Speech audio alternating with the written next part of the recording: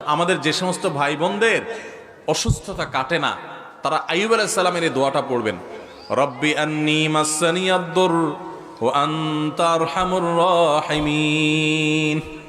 ও আমার রব, ও আমার পালনকর্তা, আমাকে অসুখে ধরেছে, আর আপনি তো সবচেয়ে বড় রহমশীল, সবচেয়ে বড় দয়ালু, সবচেয়ে বড় মায়ালু, আপনি তো অতিশয় দয়া করেন আল্লাহ, তার মানে আপনি আমার অসুস্থতা ভালো করে দেন। এই দোয়াটা আল্লাহর কাছে নিবেদন করবেন বিনয়ের সাথে, অভিযোগ না, অনুযোগ না, আল্লাহর কাছে শুকরিয়া আদায় করবেন, সবর করবেন। রব্বি আন্নী মাসসানিয়াদ-দুর ওয়া আনতা আরহামুর রাহিমিন। একটি আমল আছে যে আমলের বিনিময় আল্লাহ তাআলা দিবেন ব্ল্যাঙ্ক চেক দিয়ে বিনিময় দেওয়ার মতো করে, হিসেব ছাড়া।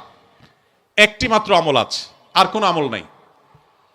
যে আমল সম্পর্কে আল্লাহ রাব্বুল আলামিন কোরআনে কারিমে বলেছেন যে এই আমলটি করলে দুনিয়াতে কোনো কাজের বিনিময় যেরকম ব্ল্যাঙ্ক চেক দিয়ে দিলে আমরা মনে করি যে ফিগার তার মতো বসা নিতে পারবে, সবচাইতে বড় অ্যামাউন্টটা সে বসাতে পারবে, ঠিক একইভাবে একটি আমল করলে কিয়ামতের ময়দানে বান্দাকে আল্লাহ তাআলা হিসেব করে করে কয় ওয়াক্ত নামাজ পড়েছ, কয়টা রোজা রেখেছ, কয় টাকা দান করেছ, কয়বার কোরআন তেলাওয়াত করেছ, কয়বার তাসবিহ করেছ, এভাবে হিসেব করে করে আল্লাহ তাআলা দিবেন না। আল্লাহ তাআলা থোক ব্ল্যাঙ্ক চেকের মতো হিসেব ছাড়া দিয়ে দিবেন একটা আমলের বিনিময়। সে আমলটা কি?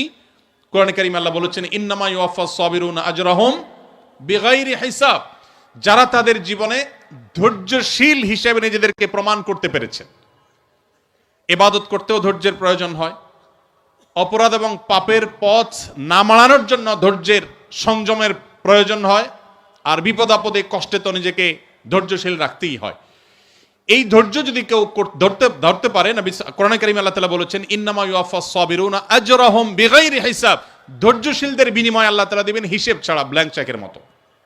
এই জন্য নিজের জন্য খারাপ কিছু হলো, নিজের কোনো বিপদ হলো, আর তখন আমি মনে করলাম আল্লাহ আমাকেই বা কেন দিলেন?